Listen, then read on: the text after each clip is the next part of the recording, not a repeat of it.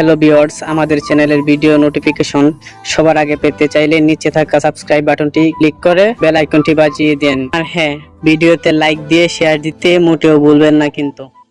মুচকি হেসে উঠে দাঁড়িয়ে যায় পৃথিবী। চেয়ারে ভর করে ঝুঁকে এক দৃষ্টিতে তাকিয়ে থাকে। খানিক বাদে দৃঢ় কণ্ঠে বলে ওঠে, যদি বলি তোমাকে চাই? হতবাক দৃষ্টিতে তাকায় নীরু। বলে, কি বলে? আমাকে চান মানে? আস্তে আস্তে নীরুর দিকে এগিয়ে আসে পৃথিবী। নীরুর লাল অগ্নিশিখার ন্যায় চোখের দিকে তাকিয়ে একেবারে কাছে চলে আসে। দেয়ালে ঠেকে যায় নীরু। নিচু গলায় পৃথিবী বলে, এই সহজ বিষয়টা বুঝতে পারছো না? ভেতর ভেতর রাগে ফুঁসতে থাকে নীরু। হাতের আঙুল উঁচু করতেই হাত দুটো দেয়ালে ঠেসে ধরে পৃথিবী। জোর গলায় বলে, মনের কথাগুলো আমি কখনো লুকিয়ে রাখতে পারি। তোমাকে প্রথম দেখাতেই ভালো লেগেছে আমার, তাই ভালোবাসার কথাটা বলে দিলাম। আর আমি আজ পর্যন্ত যা চেয়েছি তাই পেয়েছি। লাইফে কখনো কোনো বিষয় হারতে শিখিনি। কর্কশ গলায় নীরু বলে, আমি পুলিশ ডেকে তোকে জেলে দিতে পারি, জানিস? জানি, কিন্তু তুমি সেটা করবে না, কারণ আমি তোমাকে ভালোবেসেছি। অন্যায় কিছু তো করিনি। আমার অফিস এসে আমার উপর জোর জবরদস্তি করে ভালোবাসি বলটা অনলাইন মধ্যে পড়ে না? এভাবে না বললে তুমি আমার কথা শুনতে না, তাই জোর করে প্রপোজটা করতে হলো। তুই খুব বড় ভুল করছিস। এর শাস্তি কিন্তু অনেক ভয়াবহ হবে। ঠোঁট দুটো বাঁকা করে হেসে ওঠে পৃথিবী। দুজনের মধ্যে দূরত্বটা কমিয়ে ঝুঁকে যায় নীরুর মুখের উপর। ঘাড় ঘুরিয়ে চোখ বন্ধ করে ফেলে নীরু। কণ্ঠে কিছুটা অবজ্ঞা নিয়ে পৃথিবী বলে, এখন আমার বাহুদের মধ্যে বন্দি, তবু রাগ কমেনি। আমি চাইলে কিন্তু অনেক কিছুই করতে পারি তোমার সাথে। কাপা স্বরে নীরু বলে, মানে? মানেটা বিয়ের পরে বলবো, এখন না। এখন আমি আসি, তুমি মন দিয়ে কাজ করো। হাত ছেড়ে নীরুকে কিছু বলার সুযোগ না দিয়েই বেরিয়ে চলে যায় পৃথিবী। ডান হাত মুষ্টিবদ্ধ করে বাম হাতের তালুতে আবদ্ধ করে নীরু। রাগে খটমট করতে করতে বিড়বিড় করে, যেভাবেই হোক এর প্রতিশোধ আমাকে নিতেই হবে। ম্যানেজারকে বলে অফিস থেকে বেরিয়ে সোজা বাসায় চলে আসে নীরু। মাথাটা ঝিমঝিম করতে থাকে তার। বাথরুমে গিয়ে গোসলটা সেরে ফ্রেশ হয়ে নেয়। রুমে শুয়ে শুয়ে ইমনের কথাগুলো ভাবতে থাকে। বিয়ের পর তাকে নিয়ে নতুন করে স্বপ্ন বুনতে থাকে মনে মনে। বিয়ের আর মাত্র 3টা দিন বাকি আছে। রকিবউদ্দিন ছাড়া বাসার সবার মনেই ঝড় বয়ে যাচ্ছে। সবার সামনে হাসি খুশি থাকার চেষ্টা করলেও আড়ালে অঝরে অশ্রু বিসর্জন করতে থাকে পরি। বাবার কথা রাখতে বারবার ফিরিয়ে দেয় ইমনকে, কিন্তু হাল ছাড়া না ইমন। পরি ছাড়া অন্য কাউকে সে স্ত্রী হিসেবে গ্রহণ করতে পারবে না। ইমনের রুমের দরজায় বারবার কড়া নেড়ে যাচ্ছে রাবেয়া। একরাশ বিরক্তি নিয়ে দরজা খুলে দেয় ইমন। ব্যস্ত ভঙ্গিতে বলে ওঠে, বললাম তো আমি খাবো না, কেন বারবার বিরক্ত করছো? হতাশার সুরে রাবেয়া বলে, পরে চলে যাচ্ছে। চলে যাচ্ছ মানে? কোথায় চলে যাচ্ছে? বিষণ্ণ মুখে রাবেয়া বলে। ওর বাবার বাড়ি। মুহূর্তেই বুকটা ধক করে ওঠে ইমনের। ছুটে চলে আসে পরির রুমের সামনে। কণ্ঠে অস্থিরতা নিয়ে বলে, কোথায় যাচ্ছ তুমি? খালি হাতে রুম থেকে বেরিয়ে ইমনের সামনে এসে দাঁড়ায় পরি। চোখের দৃষ্টি নামিয়ে নির্লিপ্ত গলায় বলে, চিন্তা করবেন না, কিছুদিনের মধ্যেই ডিভোর্স পেয়ে যাবেন। পরির হাত দুটো নিজের হাতের মধ্যে নেয় ইমন। করুণ সুরে বলে, আমি তোমাকে কোথাও যেতে দেবো না। উদাস ভঙ্গিতে হেসে ওঠে পরি। হাত দুটো ছাড়িয়ে চলে আসে নিচে। পথ আটকে দাঁড়ায় ইমন। দূর থেকে রকিবউদ্দিন উঁচু গলায় বলে, ওকে যেতে দাও ইমন। বাবা, তুমি ভুল করছো। পরি আমাকে বিয়ে করতে বাধ্য করে। ও তো আমার জীবন থেকে সরে যেতে চেয়েছিল, বরং আমি ওকে বাধ্য করেছি আমার জীবনে আসতে। সেদিন মার কথা রাখতেই পরি এই বিয়েতে রাজি হয়েছিল। দেখ ইমন, এখন আমি তোর কোনো কথা শুনতে চাই না। আমি একবার যে ডিসিশন নিয়েছি সেটাই হবে। তোর সাথে নীরুর বিয়ে হবে। পরীর এই বাড়িতে কোনো জায়গা নেই। আমি ওকে আমার বৌমা হিসাবে মানি না। তো আমি ওকে আমার স্ত্রী হিসেবে মেনে নিয়েছি বাবা। ওকে আমি অনেক ভালোবাসি। Just shut up. তুই এক্ষুনি আমার চোখের সামনে থেকে যা। বাবার রাগী চেহারার দিকে তাকিয়ে কিছু বলতে পারে না ইমন। লম্বা পায়ে নিজের রুমের দিকে চলে যায়। আর এক মুহূর্তেও দেরি করে না পরি। খালি হাতে বেরিয়ে আসে বাসা থেকে। অবাধে ঝরতে থাকে চোখের জলগুলো। একটা ট্যাক্সি ঠিক করে উঠে যায়। শেষবারের মতো চোখ বুলিয়ে নেয় বাড়িটার দিকে। দোতলার বারান্দায় দাঁড়ানো ইমনকে দেখে দৃষ্টি নামিয়ে ফেলে। ড্রাইভারকে বলে এগোতে থাকে নিজের গন্তব্যের উদ্দেশ্যে। দরজা খুলে পরীকে দেখে কিছুটা চমকে ওঠে রাফিয়া। খুশিতে জড়িয়ে নেয় মেয়েকে, মাথায় হাত বুলিয়ে বলে, কেমন আছিস মা?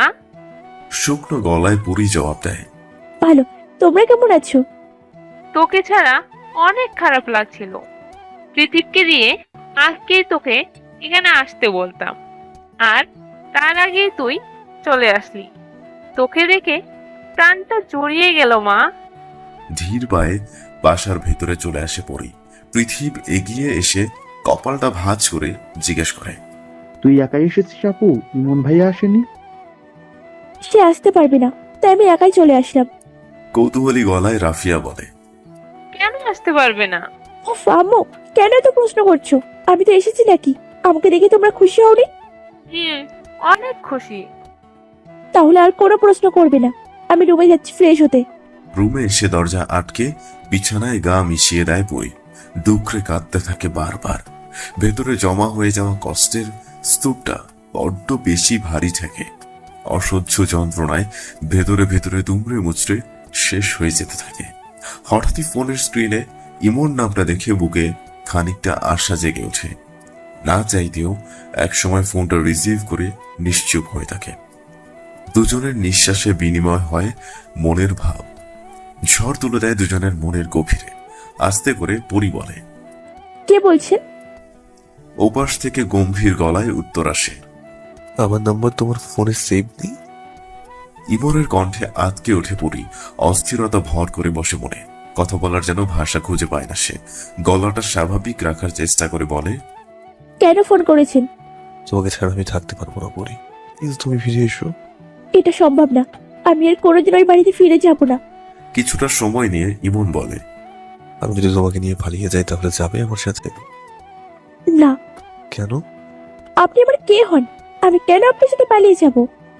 কারণ আমি তোমাকে ভালোবাসি, আর আমরা দুজনে এখনো লিগালি হাজব্যান্ড ওয়াইফ। খানিকটা জোর গলায় পরি বলে, আমি আপনাকে আমার স্বামী বলে মানি না, আর আপনাকে ভালোবাসি না। কিন্তু আমি। ফোন কেটে দেয় পরি। পৃথিবী এসে ডাকতে ফোনটা বিছানার এক পাশে রেখে নিচে চলে যায়। এদিকে ফোন কেটে দেয় মন খারাপ হয়ে যায় ইমনের।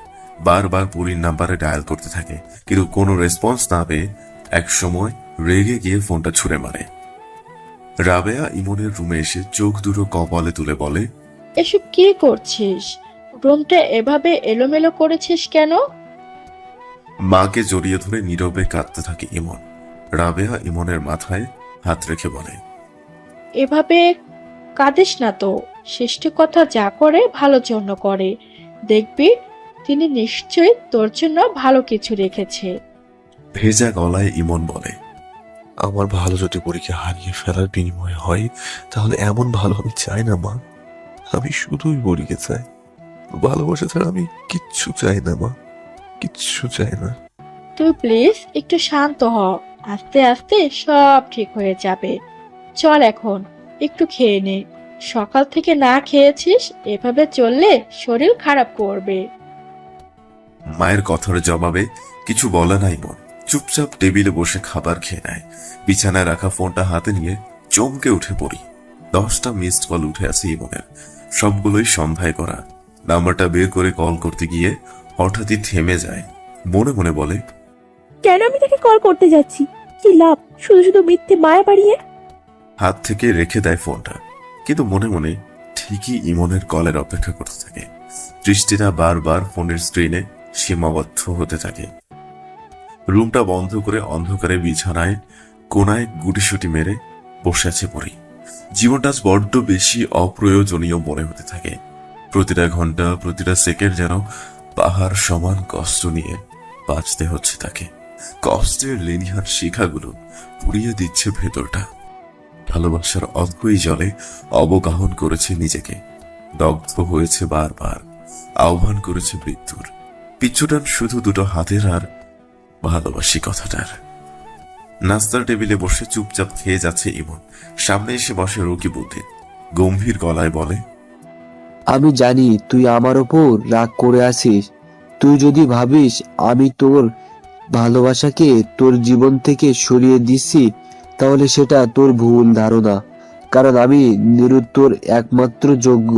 মেয়েটা তোকে নিজের জীবনের চাইতেও বেশি ভালোবাসে। বাম হাতে খাবারটা সরিয়ে প্লেটে হাত ধুয়ে নেয় ইমন। বাবার কথায় কোনো প্রতিউত্তর না করে চেয়ার ঠেলে দাঁড়িয়ে পড়ে। সিঁড়ি ভেঙে উঠে যায় উপরে। বর্ষাও ইমনের পেছন পেছন চলে আসে, গলার স্বরটা নিচু করে বলে, আমি বিয়েটা করতে চাই না ভাইয়া। কিছুটা অবাক হয়ে ইমন বলে, কেন?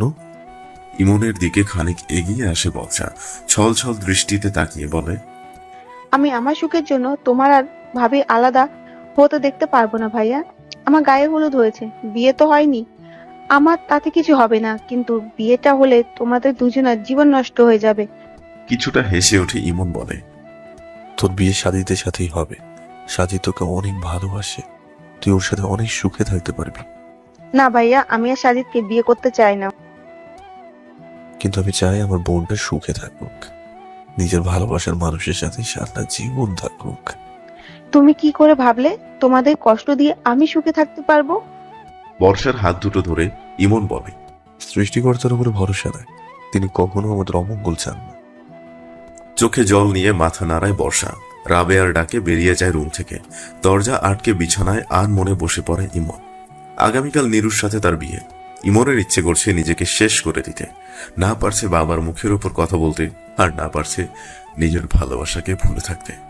পরীর কথা যতবারই মনে আসে ততবারই বুক ফেটে কান্না আসে তার। মন চায় ছুটে চলে যেতে পরীর কাছে। রাবেয়া রুমে এসে মাথায় রাখে ইমনের। চোখ মেলে একবার তাকিয়ে মায়ের কোলে মাথা রেখে শুয়ে পড়ে ইমন।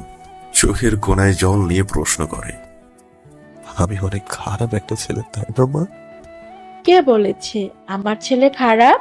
আমার ছেলে তো লাখে একটা রাজকুমারের মতো ছেলে আমার।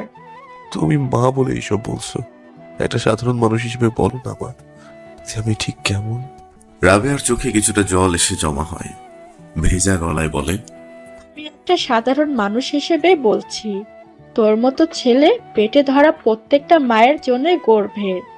তুই সবসময় অন্যের ভালোর কথা ভেবেছিস, আর আমার ছেলে কাউকে কখনো কষ্ট দিতে পারে না, এটা আমি খুব ভালো করে জানি। তুমি ভুল বললে মা, আমি কষ্ট দিয়েছি, অনেক কষ্ট দিয়েছি পরীকে। ইমনের কথায় চুপ হয়ে যায় রাবেয়া। মাথা নিচু করে দৃষ্টি ঘুরিয়ে নেয় অন্যদিকে। ইমন তার কোল থেকে মাথাটা তুলে বলে, আমি জানি মা, এই কথার কোনো জবাব তোমার কাছে নেই, কারণ এটা সত্যি। আমি সত্যি মেয়েটাকে অনেক কষ্ট দিয়েছি। আমার মতো ছেলে পড়ে যাওয়া উচিত। ছেলেকে বাধা দিয়ে খানিক জোর গলায় রাবেয়া বলে, না, এখানে তোর কোনো দোষ নেই, সব দোষ আমার। আমি যদি সেদিন জোর করে তোর সাথে পরে বিয়েটা না দিতাম, তাহলে আজ এই দিন দেখতে হতো না, এত কষ্ট তোকে আজ পেতে হতো না। তুই আমাকে শাস্তি দে বাবা, আমি মা হয়ে নিজের ছেলে জীবনটা নষ্ট করে দিয়েছি।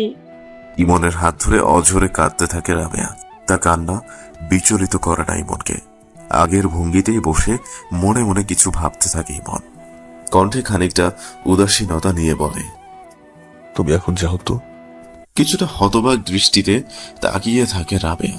কপালটা ভাঁজ করে বিরক্ত গলায় ইমন বলে, উফ মা, যাও না, আমাকে একটু একা থাকতে দাও প্লিজ।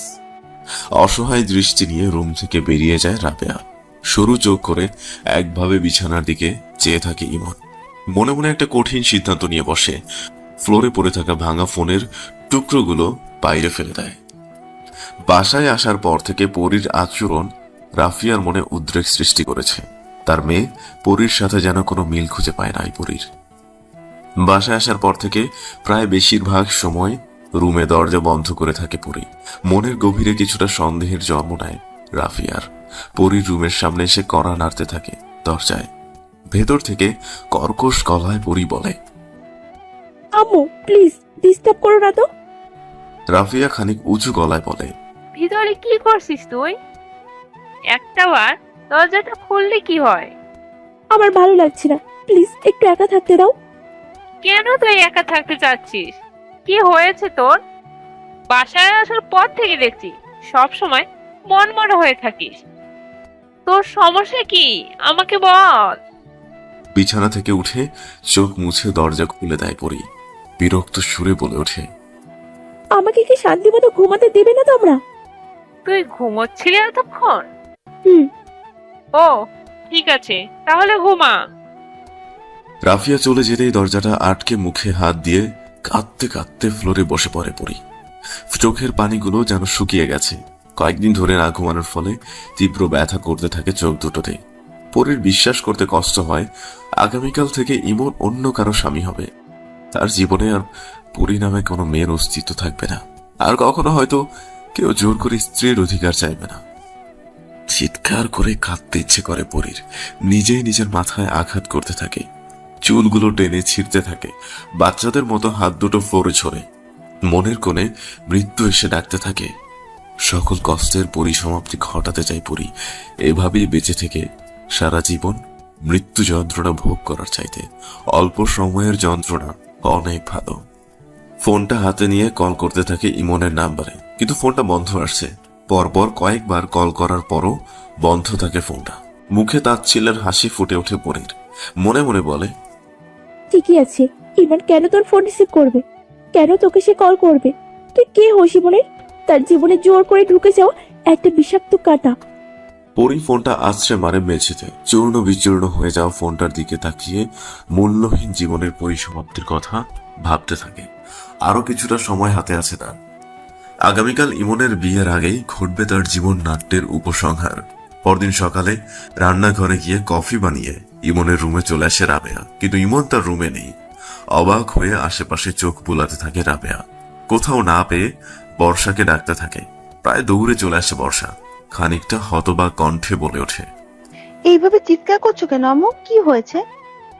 অস্থির গলায় রাবেয়া বলে, তোর ভাইয়াকে কোথাও খুঁজে পাচ্ছি না। এত সকালে কোথায় গেল ছেলেটা? তুমি কোনো টেনশন করো না তো, আমি দেখছি ফোন করে। ইমনের নাম্বারে বারবার ডায়াল করতে থাকে বর্ষা, কিন্তু প্রতিবারই ফোন বন্ধ বলছে ফোনটা। কানে থেকে বর্ষা ফোনটা নামাতেই হঠাৎ সামনে টেবিলের উপর নজর যায়। এগিয়ে যেতেই বইয়ের ভাঁজে একটা চিঠি দেখতে পায়। রাবেয়া খপ করে চিঠিটা নিজের হাতের মধ্যে নেয়। কিছুটা চমকে উঠে বলে, এটা তো ইমনের হাতের লেখা। চিঠিটা হাত থেকে পড়ে যায় রাবেয়া। বিছানায় ধপ করে বসে যায়। কফটা জল টুপ করে বেরিয়ে আসে চোখ থেকে। ছেলের জন্য বুকের ভেতর গর্ব হতে থাকে রাবেয়ার। আজ তার চোখের জল যেন ভেসে বেড়াচ্ছে সুখের বার্তা। ইমরান হাতটা ইমনের কাঁধে রেখে বলে, দোস্ত চলে যাওয়ার আগে রিয়ানের সাথে বোঝাপড়াটা করে নে। ফুকুজকে ইমন বলে, রিহান? হ্যাঁ রিয়ান, এই ঘন্টা ভাড়া করে তোকে মেরেছিল। কাঁধের ব্যাগটা নিচে নামিয়ে ইমন বলে, এখন কোথায় আছে রিহান? নিজের অফিসে বসে মাথাটা নিচু করে ফাইল চেক করছে রিহান। হঠাৎই তার সামনে টেবিলে আঘাত করে রাগী গলায় কেউ একজন তার নাম উচ্চারণ করে। মাথা তুলে কপালটা ভাঁজ করে রিহান বলে, ইমন তুই এখানে? চেয়ার টেনে বসে ইমন বলে, কেন মেরেছিস তুই আমাকে? তোর সাথে তো আমার কোনো শত্রুতা ছিল না। জোরে হেসে ওঠে রিহান, চোখ দুটো অগ্নি শিখার ন্যায় করে। তারপর বলে, আমার জীবনে সবচেয়ে বড় শত্রু হলি তুই। তোর জন্য আমি জীবনের সব কাজে ব্যর্থ হয়েছি, কোনো কিছুই নিজের করে নিতে পারিনি। দেখ, তুই যেটা করেছিলি সেটা ছিল ভুল। অন্যায়ভাবে কোনো কিছু অর্জন করা যায় না রিহান। আমি আমার ইচ্ছা পূরণের জন্য যা খুশি করতে পারি, কিন্তু তুই আমার পথে কাটা হয়ে দাঁড়িয়েছিলি।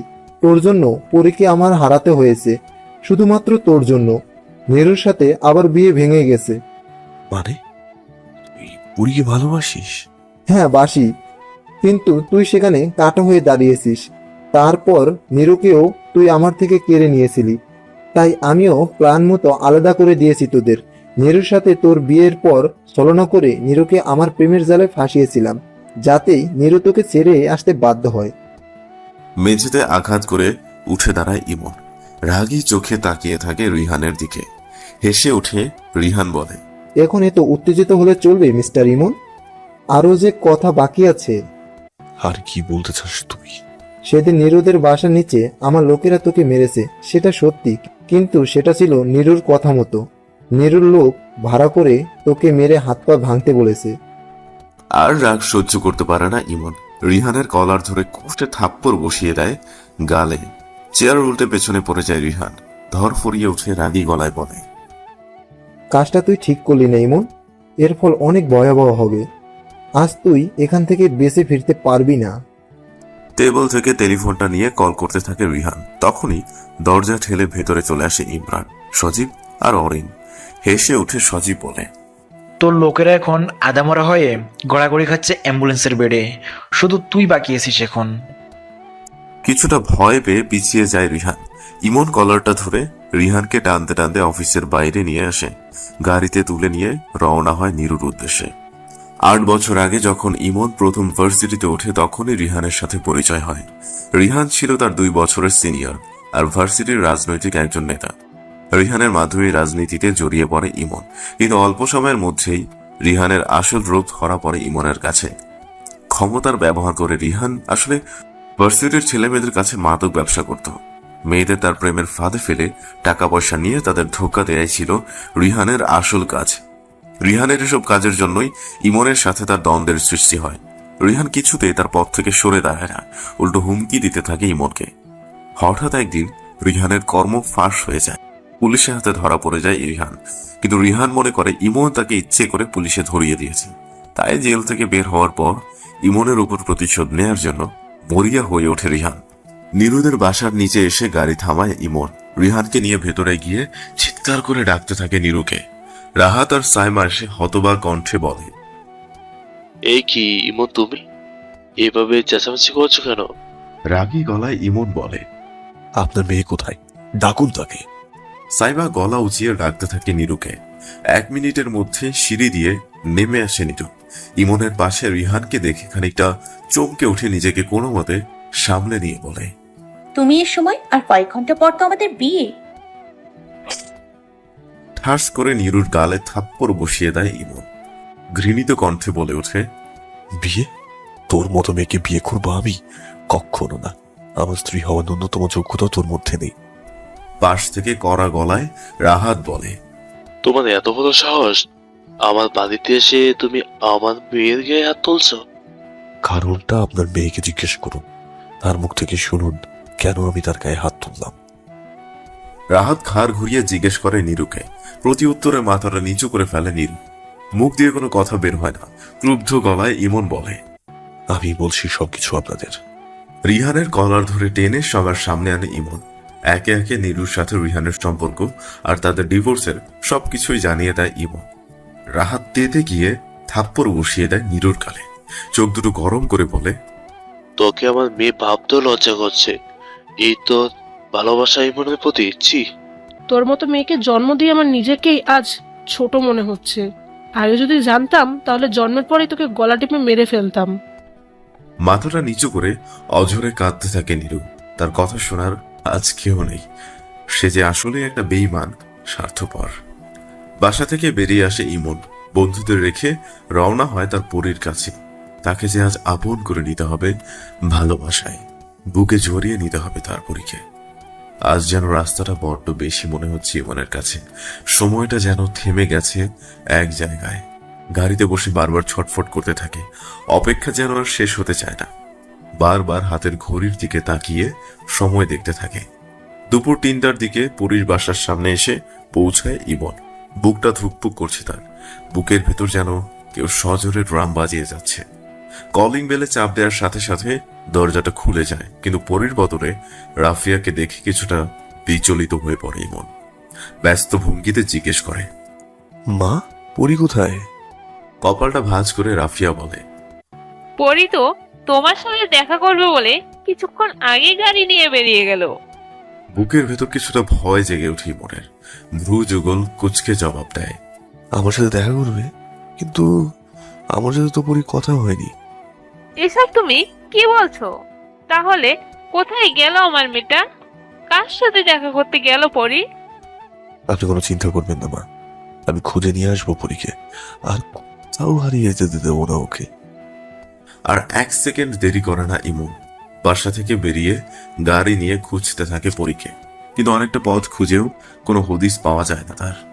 গাড়িটা বাম দিক থেকে ঘুরিয়ে মোড় নিতেই হঠাৎ সামনে একটা জটলা চোখে পড়ে। খানিকটা কৌতূহলী হয়ে সেখানে গিয়ে গাড়ি থামায় ইমন। অপরিচিত একজনকে ডেকে জিজ্ঞেস করায় লোকটা ভয়ার্ত গলায় বলে। লোকটার কথায় বুকটা ধপ করে উঠে ইমনের। অজানা একটা ভয় কাজ করতে থাকে মনে। ভিড় ঠেলে ভেতরে যেতেই স্তম্ভিত হয়ে যায়। মাথাটা চক্কর দিয়ে ওঠে তার। চোখে যেন অন্ধকার দেখতে পায়। ধপাস করে বসে পড়ে পরীর রক্তাক্ত দেহটার সামনে। নিজের চোখকেই যেন অবিশ্বাস হচ্ছে তার। পরীর নিথর দেহের সামনে বসে চিৎকার করে কাঁদতে থাকে। হাত দুটো পরীর নাকের কাছে নিয়ে বুঝতে পারে এখনো বেঁচে আছে পরী। পাজা কোলে করে তুলে নেয় তার পরীকে। চোখ দুটো দিয়ে অঝরে পানি পড়তে থাকে। গায়ের জামাটা লাল হয়ে যায় রক্তে। কাঁদতে কাঁদতে বলে, আমি তোমাকে কোথাও যেতে দেবো না পরি। আমাকে ছেড়ে কোথাও যেতে পারবে না। তুমি একবার চোখ মেলেই দেখো, আমি এসেছি। তোমার ভালোবাসা তোমাকে নিতে এসেছে পরি। তুমি আমাকে এইভাবে ফিরিয়ে দিতে পারো না। শুধু একবার চোখটা মেলে দেখো। হাই স্পিডে ছুটে চলেছে গাড়ি। পরীকে কোলে নিয়ে অজস্র প্রলাপ বকে যাচ্ছে ইমন। একসময় হসপিটালে পৌঁছে অপারেশন থিয়েটারে নিয়ে যাওয়া হয় পরীকে। পরীর অ্যাক্সিডেন্টের খবর পেয়ে রাফিয়া আর পৃথিব ছুটে চলে আসে হসপিটালে। চিৎকার করে কান্নায় ভেঙে পড়ে রাফিয়া। ইমন যেন জমে শক্ত পাথর হয়ে গেছে। শুধু চোখ দুটো থেকে কান্নার বর্ষণ হচ্ছে। পৃথিব ইমনের কাঁধে হাত রেখে সান্ত্বনা দিতে থাকে। কয়েক ঘন্টা পর অপারেশন কমপ্লিট হয়। ইমনকে রুমে ডেকে নেয় ডাক্তার। চিন্তিত ভঙ্গিতে বলে, আপনার স্ত্রীর অবস্থা খুব ক্রিটিক্যাল। উনি ঘুমের ওষুধ খেয়ে গাড়ি চালিয়েছে। মাথায় প্রচন্ড আঘাত লেগেছে। যদিও সময় মতো আনাতে সৃষ্টিকর্তার ইচ্ছাতে আমরা তার জীবন বাঁচাতে সক্ষম হয়েছি, কিন্তু ওনার চোখ দুটো একেবারে নষ্ট হয়ে গেছে। উনি নিজের চোখ দিয়ে আর কখনো দেখতে পারবে না। ডাক্তারের কথায় চেয়ার থেকে উঠে দাঁড়ায় ইমন। কথা বলার ভাষা হারিয়ে অসহায় দৃষ্টিতে তাকিয়ে থাকে। ধীর পায়ে বেরিয়ে আসে রুম থেকে। কাচের দেয়ালের ভেতর দিয়ে পরীকে দেখে বুকটা মুচড়ে ওঠে। মনে মনে সিদ্ধান্ত নেয় নিজের চোখ দিয়ে হলেও পরীর দৃষ্টিশক্তি ফেরাবে সে। তার চোখ দিয়ে দেখবে আবারও পরী। সে চোখ দিবে তার পরীকে। আচমকা পিঠে কারো স্পর্শে চমকে উঠে পেছনে তাকায় ইমন। রাবেয়া চোখে পানি নিয়ে জড়িয়ে ধরে তাকে। হঠাৎ ডাক্তার এসে খবর দেয় চোখের ব্যবস্থা হয়ে গেছে। একজন অজ্ঞাত ব্যক্তি তার চোখ দুটো দান করে দিয়েছে। কৌতূহলী কণ্ঠে ইমন জিজ্ঞেস করে, হ্যাঁ, আমি কি তার সাথে একবার দেখা করতে পারি? অবশ্যই পারবেন, তবে অপারেশনের পর। আগে অপারেশনটা হোক, তারপর দেখা করবেন। অপারেশনের জন্য পরীকে ওটিতে নিয়ে যাওয়া হয়। বাইরে সবাই অধীর আগ্রহে বসে আছে। বর্ষা ইমনের হাত ধরে কেঁদে যাচ্ছে। বারবার সেন্সলেস হয়ে যাচ্ছে রাফিয়া। হাসি মুখে ভেতর থেকে বেরিয়ে আসে ডাক্তার। ইমনের দিকে তাকিয়ে প্রসন্ন মুখে বলে, আর কোনো চিন্তা নেই, operation success. She is totally out of danger. খুশিতে সৃষ্টিকর্তার কাছে মোনাজাত ধরে রাবেয়া। সবার মুখে আনন্দের হাসি ফুটে ওঠে, কিন্তু ইমনের মনে এখনো দুশ্চিন্তা বয়ে বেড়াচ্ছে। কৌতূহল যেন বেড়েই যাচ্ছে। ভেবে পায় না এমন কে আছে যে পরীকে চোখ দান করতে পারে। ধীর পায়ে ডাক্তারের কেবিনে এগিয়ে যায় ইমন। ডাক্তার রাব্বি ইমনকে দেখে নিচু গলায় বলে, আমি জানি আপনি কেন এসেছেন। সরু চোখে তাকিয়ে ইমন বলে, কে সে? চলুন আমার সাথে। ইমনকে নিয়ে একটা আবছা অন্ধকারাচ্ছন্ন রুমে চলে আসে ডাক্তার রাব্বি। লাইটটা অন করতেই সারি করে রাখা কিছু লাশ চোখে পড়ে ইমনের। রাব্বি একটা লাশের সামনে গিয়ে মুখের ওপরের পর্দা সরাতেই আতকে উঠে ইমন। অসাড় হয়ে থাকা নীরুর দেহটা দেখে স্থির হয়ে যায়। চোখের কোণে গড়িয়ে পড়ে পানি। পাশ থেকে রাব্বি বলে, কিছুক্ষণ আগেই লাশটা আমাদের হসপিটালে এসেছে। মেয়েটা সুইসাইড করে মারা গেছে। ওনার চোখ দুটো আপনার স্ত্রীকে দেওয়া হয়েছে।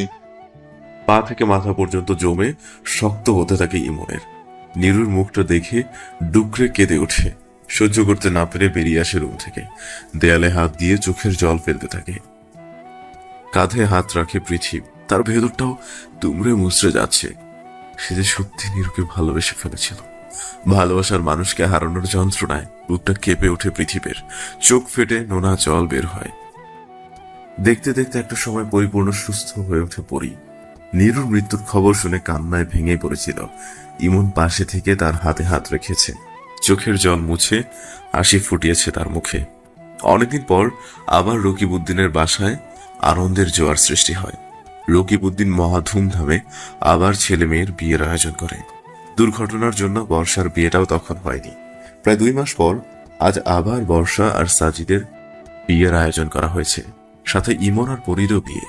কমিউনিটি সেন্টারে বিয়ের কাজ শেষে বউ নিয়ে নিজের বাসায় চলে আসে ইমন। পুষ্পে সজ্জিত বাসর ঘরে ঘুমটা টেনে বসে আছে পরী। আজ যেন তার সব স্বপ্নগুলো নতুন করে পূরণ হতে যাচ্ছে। ভালোবাসার মানুষকে আপন করে কাছে পাওয়ার তীব্র আনন্দ বয়ে বেড়াচ্ছে হৃদয়ে। শরীরটা বারবার শিহরিত হয়ে উঠছে। মাথার পাগড়িটা নামিয়ে বিছানায় উঠে বসে ইমন। আস্তে আস্তে পরীর মাথার ঘোমটাটা তোলে, মুগ্ধ দৃষ্টিতে কিছুক্ষণ তাকিয়ে থাকে। মুখ দিয়ে অস্ফুট সুরে বেরিয়ে আসে, মাশাআল্লাহ, তুমি কি আমার বউ পরি নাকি আসমানের পরি? মৃদু হেসে পরী বলে। দুটোই। পরীকে টেনে বুকে জড়িয়ে নেয় ইমন। বুকে মাথা রেখেই পরী বলে, আমাকে এখন ছাদে নিয়ে যাবে? ইমন বিছানা থেকে নেমে কোলে তুলে নেয় পরীকে। ছাদের মাঝখানটা এসে নামিয়ে দোলনায় মাথা রাখে পরীর। মাথায় আস্তে করে বিলি কেটে পরী বলে, তোমার জন্য একটা সারপ্রাইজ আছে। সারপ্রাইজ? কি সেটা? শাড়ির আঁচল থেকে ফোনটা বের করে একটা অডিও ছাড়ে পরী। অডিওতে নীরুর কণ্ঠ শুনে চমকে উঠে ইমন। মনোযোগ দিয়ে শুনতে থাকে সেই কথাগুলো। ইমন, যখন তুমি এই ভয়েসটা শুনবে তখন হয়তো আমি তোমার দুনিয়ায় থাকবো না, হয়তো থাকবো আকাশের ওই ছোট্ট তারাটার ভিতর। আমি জানি আমি তোমাকে অনেক কষ্ট দিয়েছি, কখনো মূল্য দিতে পারিনি তোমার ভালোবাসার, কিন্তু সত্যি কথাটা বলতে কি জানো, আমি তোমাকে আমার জীবনের চাইতেও বেশি ভালোবাসি। তোমার প্রথমে স্পর্শ আজও আমাকে ঘুমোতে দেয় না। তোমার সেই চাহনি তোলপাড় করে তোলে আমার বুকটাকে। তবে আমি যে আসলে একটা বোকা, তাই তো তোমার ভালোবাসার মূল্যটা দিতে পারিনি, ধরে রাখতে পারিনি তোমায়। কিন্তু বিশ্বাস করো, আমি বেঁচে থাকতে তোমাকে অন্য কারোর হতে দেখতে পারবো না। আর তাই আমি চলে যাচ্ছি ইমন, তোমায় ছেড়ে অনেক দূরে চলে যাচ্ছি। আর কখনো তোমার সামনে ভালোবাসার অধিকার নিয়ে আসবো না। তুমি তোমার ভালোবাসার মানুষটাকে নিয়ে সুখে থাকো। তুমি বিশ্বাস করবে কিনা জানি না, কিন্তু একটা কথা আজও বড্ড বেশি বলতে ইচ্ছে করছে। আজও ভালোবাসি তোমায়, অনেক বেশি ভালোবাসি। অনেকদিন পর চোখ থেকে অঝরে পানি পড়তে থাকে ইমনের। হাত দিয়ে পরীকে জড়িয়ে ধরে কাঁদতে থাকে। চোখে জল নিয়ে পরী বলে, আমি তোমার অবস্থাটা বুঝতে পারছি ইমন। আমি জানি নীরুর জন্য তোমার কষ্ট হচ্ছে, কিন্তু তুমি শুধু আমাকে একটা সুযোগ দাও, একবার তোমাকে ভালোবাসতে দাও। আমি তোমার সব কষ্টগুলো মুছে দিব। আজকের পর কখনো আর তোমার চোখে পানি আসতে দিব না। ভেজা গলায় ইমন বলে, আমার সমস্ত অস্তিত্ব জুড়ে এখন শুধু তুমি পরি। তোমাকে ঘিরেই এখন আমার সব আশা। মুচকি হেসে ইমনের সামনে মুখটা এগিয়ে নেয় পরী।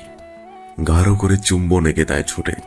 মোহনীয় দৃষ্টিতে তাকিয়ে নীরুর কথাটাই ফিসফিসিয়ে বলে, আজও ভালোবাসি তোমায়। শাড়ির নিচ দিয়ে পেটে আস্তে করে হাত বোলায় ইমন। কেঁপে উঠে চোখটা বন্ধ করে কানে পড়ি। পরীকে কোলে তুলে নিয়ে রুমে চলে আসে ইমন। ঝটকা টানে বুকে জড়িয়ে নেয় তাকে। নিষ্পাপ মায়াবী মুখটার দিকে তাকিয়ে হারিয়ে যায় ভালোবাসায়। এক করে দেয় দুজনার ঠোঁট যুগল। ভালোবাসার মূর্ছনা ছড়িয়ে পড়ে রাস্তায়।